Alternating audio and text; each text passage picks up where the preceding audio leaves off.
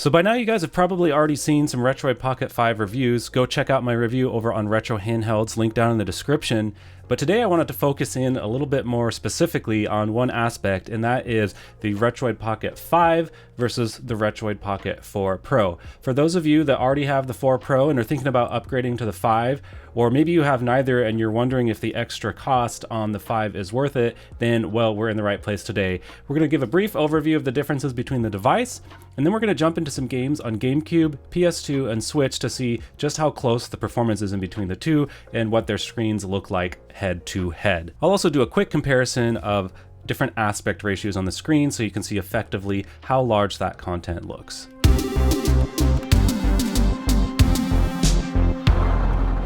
In terms of price, the Retroid Pocket 5 Pro comes in at $220, and the Retroid Pocket 4 Pro comes in $185 directly from the Retroid site. So we're looking at, what, a $35 difference between the two devices in terms of brand new, but where the gap widens a little bit is if you go onto the secondhand market. I've seen the Retroid Pocket 4 Pro on eBay go from anywhere from $150 to $170, and I've seen it go as low as $120 at secondhand marketplaces on the internet, places like Facebook Marketplace, Reddit, etc.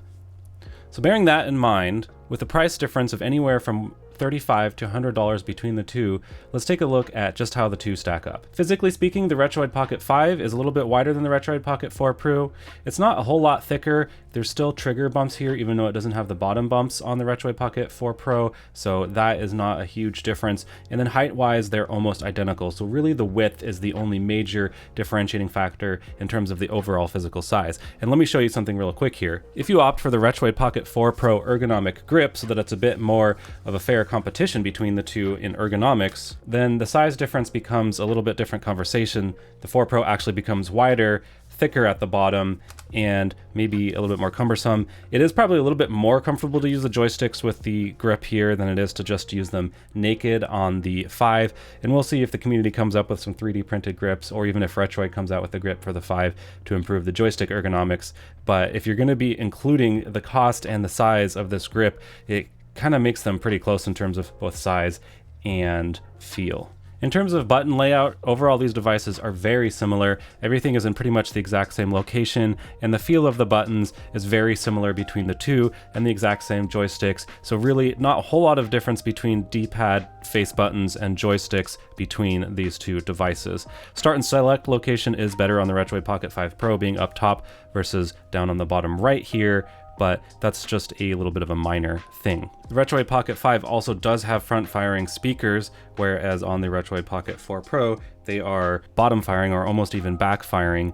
Neither one of these is going to win an award in audio quality, so I don't think that's a major deciding factor either. In terms of performance, we've got the Snapdragon 865 by Qualcomm in this one over here, and then down on the Retroid Pocket 4 Pro, we have the MediaTek D1100. And on paper, benchmarks are pretty close between the two, but I'm not going to focus at all on benchmarks. I want to focus on real-world performance in this video, so we're going to take a look in emulators exactly how big of a difference we see playing those systems. They both have 8 GB of RAM and 128 GB of internal storage, so no major differentiating factors there, and they both have a micro SD card slot. The other major thing is obviously we have a 5.5-inch 1080p OLED screen on here, and we have a 4.7-inch IPS screen with a 1334 by 750 resolution. I believe this is an old iPhone 4 screen that they're using actually. And the 5 gets considerably brighter on the screen. If you take a quick look at the brightness meter on both of these, to expose properly for the camera, I'm almost maxed out on the 4 Pro, and I've still got a little bit of room on the Retroid Pocket 5. I'm not going to do an in-depth analysis of the screens in this video. You can go check out in-depth reviews for these handhelds over on Retro Handhelds, Retro Tech Dad, or many other YouTubers to see exactly how these screens stack up on the original console. But I just want to say that other than it being brighter and obviously more colorful with the OLED, we've obviously got a lot more contrast. The blacks disappear into the frame, whereas you can see a little bit of backlight on the Retroid Pocket 4 Pro, and the motion clarity is better on the 5. The 4 Pro has a little bit of ghosting on the screen, and it is less noticeable on the 5, so I think it does excel a little bit there. But yeah, that's enough talking about specs. Let's dive into gameplay. Okay, we're going to start off with GameCube. For enhancements here, we are going to look at an internal resolution of, let's just say 3x native to start here. I'm not sure if the 4 Pro will accomplish that, but we're going to see right now. I'm not going to use any widescreen hacks for this video, And I am going to have statistics on during the video so you can see particularly the frames per second and the percentage speed so you can see how they match up against each other. So I started the save state from the same spot, and immediately I can see that we're at just about 100% here, right at the limits. And then down here, it kind of fluctuates more. There's a couple times where it's a little bit more actually, but I think a moment ago saw it drop to 97, so let's just keep going here. And some of this might be due to the difference in the different drivers. I can switch up the Retroid Pocket 5 if we think that this is an unfair comparison. Just saw it drop to 98% here while it's still maintaining 100% up here. So there are some differences. It does seem that the max can get higher down here, but we're also seeing lower lows. So as far as consistency and stability, we're seeing that out of the Retroid Pocket 5. So what I'm going to do now is I'm going to go ahead and switch the Retroid Pocket 5 over to Vulkan and see if that makes a significant difference. All right, so I've gone ahead and switched the Retroid Pocket 5 over to Vulkan so we can have a apples per apples comparison. I know I said that I was going to stick to OpenGL, but you know what? I'm going to do whatever shows the best performance differences so you guys can really know the true performance differences here. Interestingly enough, already on the pause screen, we've got a max of 540% versus 140% here. That doesn't mean a whole lot because it's not rendering the same things, but still interesting to see. And a side note, I made all the save states last night on the Retroid Pocket 5, and I loaded the exact same save states at the exact same points on both devices, so they should be like per like when we are loading these up.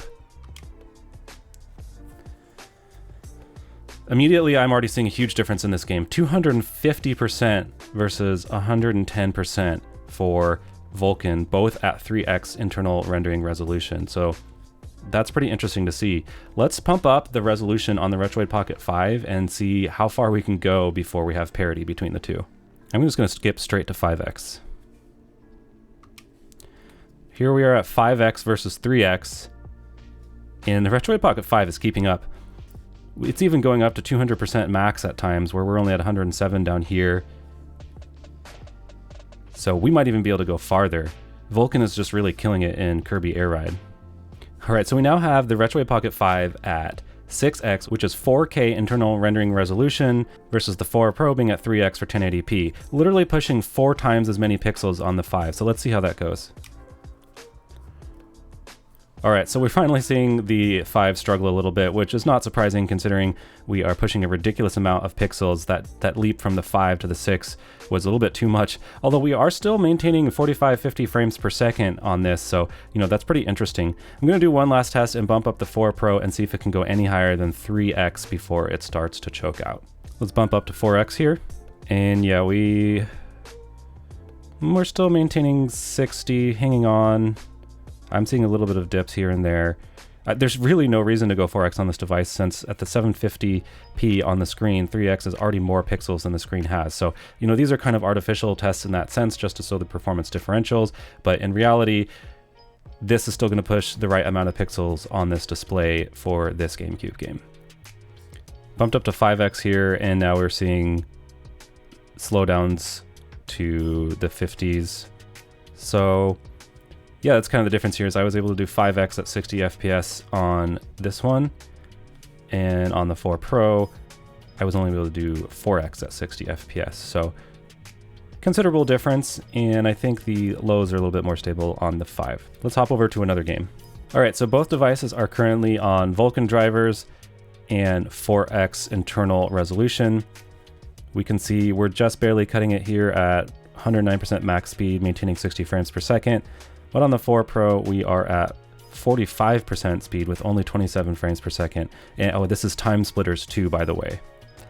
Let's see what it takes to get 60 frames per second on the 4 Pro. We've dropped down to 3x, and I'm still getting 75% speed and 45 frames per second, so we're going to bump it down again.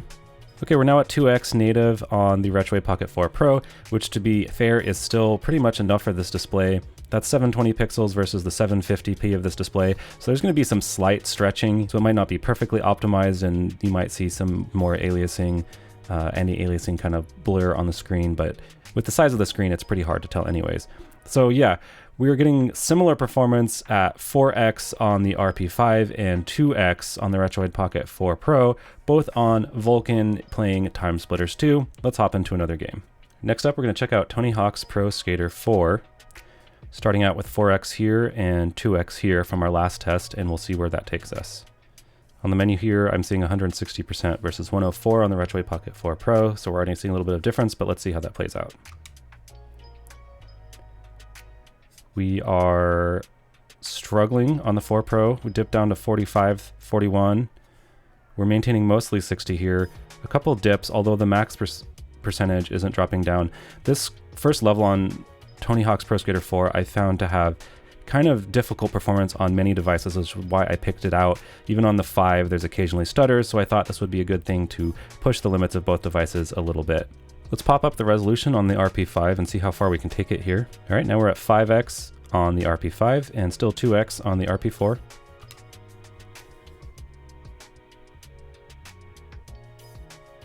I am seeing some dips down to 47 occasionally on 5x here, so I think 4x was the upper limit on this one.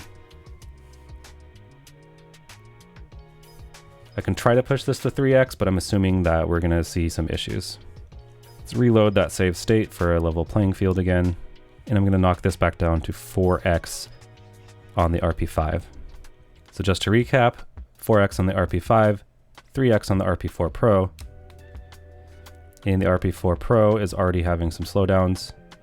So it looks like 2x is the max here, and 4x is the max here for Tony Hawk's Pro Skater 4. So that's a pretty significant amount of pixel pushing difference between the two devices. So you can see here that regardless of paper benchmarks, the RP5 is putting out significantly better performance. Well, you've got some crazy glitch going on here. Didn't even know you could stand sideways like that. Cool. So that's gonna wrap it up for GameCube. Let's head over to PS2. All right, we're running Nether SX 1.8 on both devices. All right, so next up on PS2, we've got Ratchet & Clank 2 going commando. Again, we are on Vulkan, and we are actually at 8x resolution because apparently this game is really easy to run in Nether SX2. I did some pre-testing and I had to really push it high to see a difference. So without further ado, here is some beyond 4K resolution PS2 on these handhelds. Interestingly, we're seeing 56 here and 42% here. Better performance on the Retroid Pocket 4 Pro? Interesting. Keep in mind, nobody's ever going to be playing at 8x on these. On the static scene here, we see near identical numbers. I also did a test with OpenGL before recording this footage, and in the static scene, this Retroid Pocket 5 did perform a little bit better, but in the motion scene, not a whole lot different. I would say that for this game, it's actually too close to call. They are both putting out about the same performance. So let's check another PS2 game and see if that is going to be the story across the board.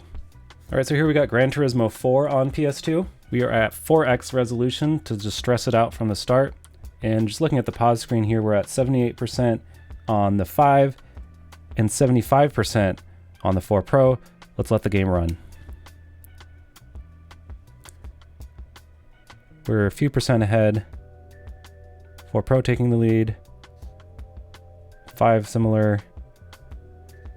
So interesting. Okay, so now that we've settled down, we're about 6-7% more on the Retroid Pocket 5. It appears that Nether SX2 has a bit less performance differential than what we saw on GameCube.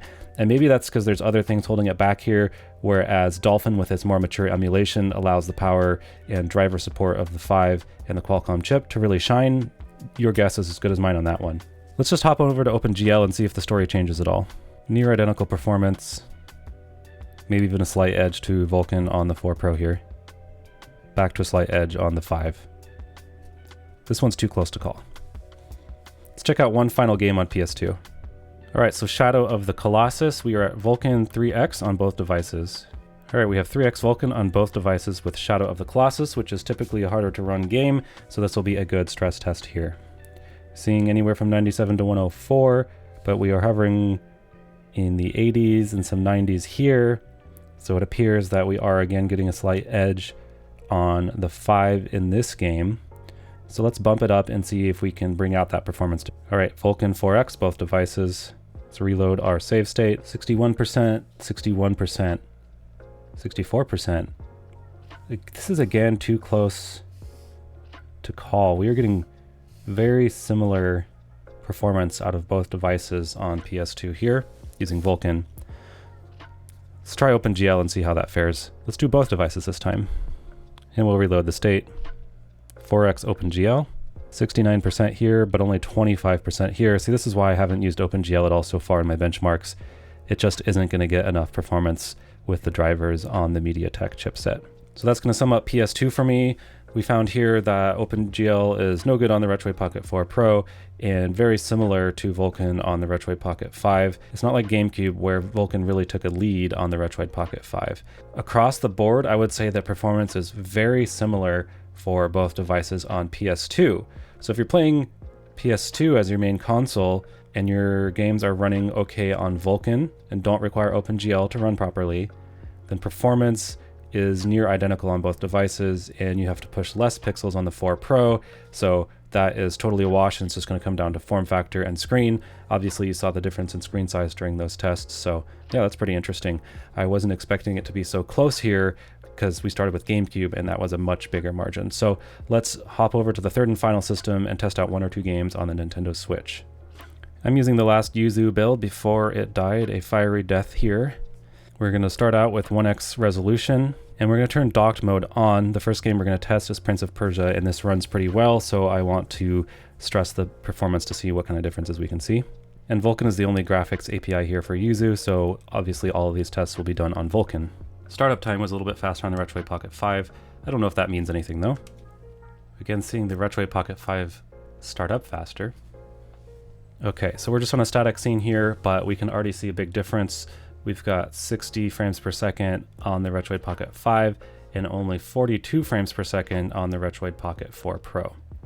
Now, the 4 Pro is rendering at higher than its device resolution, whereas the 5 is rendering at its device resolution, but performance per performance, we are seeing like a 30% increase in performance on Switch in this location in this game. I'm gonna go ahead and go to handheld mode on the Retroid Pocket 4 Pro, and unfortunately we are still only getting 50 frames per second versus 60 on the Retroid Pocket 5. So for some medium weight 3D games such as Prince of Persia, it looks like they're going to be playable at 1080p on the Retroid Pocket 5 and not quite playable at 720p on the Retroid Pocket 4 Pro. So for Switch, we see a notable improvement gain here. Let's try one other game and see if that continues to track. So to test an indie game, I've got SteamWorld Dig 2 pulled up here, and I'm back at docked mode on both handsets so that we can compare like for like. During that little intro sequence, I did notice this go down to 58, whereas this stayed at 60 with maybe one 59 point something dip, so maybe it's a little better, but let's see. I'm not sure we're going to see a discernible performance difference, nearly identical. I think we're going to have to bump the resolution to see any differences. I don't usually mess around with increasing the resolution in Yuzu since 1x docked is 1080p, and I'm not really playing on more than 1080p devices for emulation typically, but just for the sake of testing today, let's take a look. So we're going to do double resolution, which I think is basically 4K and docked in QHD in handheld. We're going to leave it in docked so that we can push these systems here. Okay, we can see here 60. I saw it dip to 47 for a brief second, but let's keep playing and see where that takes us. Doesn't really appear that either device has an issue with this game at 2x resolution. I just saw a dip on the 5, but I think these are more flukes than consistent. Let's go even further. Why not? Let's go nuts, guys. I'm going to be stupid and just do 4x because I want to cut to the chase here, see if these games even boot at this point. Okay, so here's interesting. The Retroid Pocket 5 is getting worse frame rate? I mean, this is a bogus test anyways at 4x resolution, but strange and unexpected behavior. But nobody's ever going to play this game at 4x. Let's just call it, for indies, a draw. They're both going to play at 1080p fine, but for 3D games, the RP5 is winning. I think we said what it was about 30% faster in Prince of Persia. So if you're only going to do indies, the Retroid Pocket 4 Pro is going to be perfectly fine. If you are going to do some more 3D Switch gaming and push the limits a little bit, then the Retroid Pocket 5 may be a better choice. Of course, this is discarding things like the fact that this screen freaking rocks. Okay, so that's going to conclude the portion where we do the in-depth performance testing. I just want to show off a few more things, the aspect ratio differences between the screens, and then we'll do a quick lights out screen test to see what that looks like, and then we will wrap it all up. All right, so here we've got Game Boy Color, and I'm going to turn out the lights and see if we can get the IPS to show the backlight here. Okay, so in the room I can see the backlight, but you can't really see it on camera now. You can see here that this part of the image is a little bit brighter here, but you can't really see this. So I'm gonna have to turn up the exposure on my camera. The image is gonna get washed out on screen, but you'll be able to see a little bit of a difference how that bezel makes.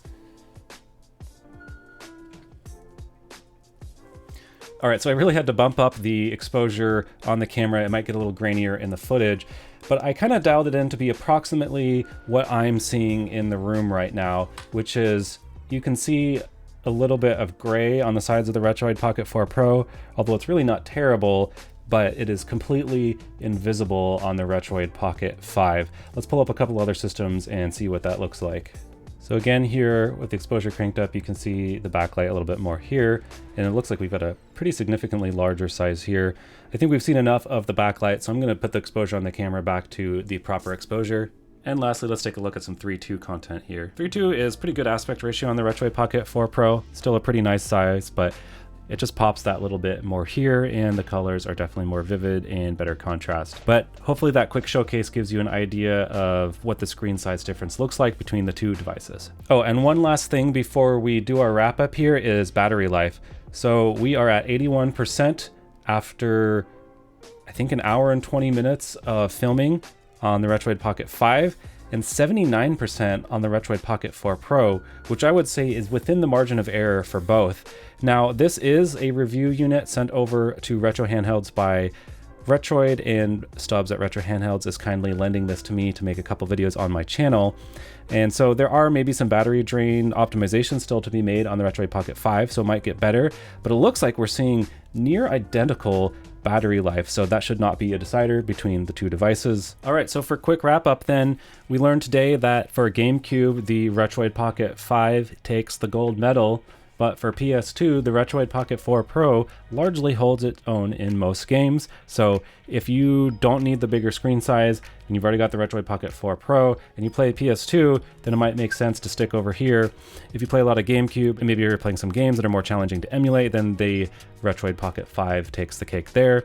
For Switch 3D games, the Retroid Pocket 5 takes home the win, but for indie games, they are both perfectly capable to play on a resolution that makes sense on the devices.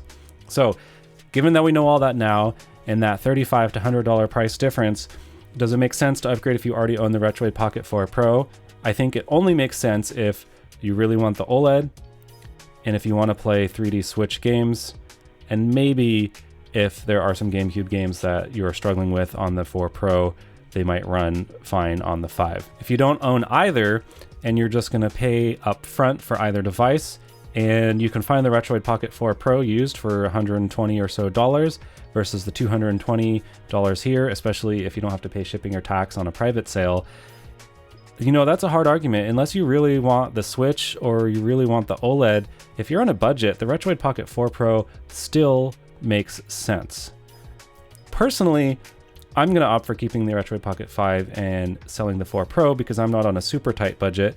And I really, really, really love the OLED on the Retroid Pocket 5. I'm probably not even going to play Switch, so to be honest, the performance difference probably isn't that big for what I'm going to do, but I just really love the screen on this device. And I also don't like using the grip on the 4 Pro, and the 5 feels a little bit better in the hand than the 4 Pro without a grip. So yeah, between the grip, the OLED screen size, and that slight bump of performance, for me, the Retroid Pocket 5 takes the win, and at new price, I don't think you should pay $185 for this when you can get this for $220. I think it only makes sense to buy the Retroid Pocket 4 Pro used or keep it if you already have it. But if you're a newcomer and you're only buying new, then the Retroid Pocket 5 makes more sense. What do you guys think? Do you agree with that? Leave a comment down below. Let me know if there's some critical game that I missed that I should have been testing, and we'll try to include it in the next video. But, you know, as always, thanks for watching, and happy gaming.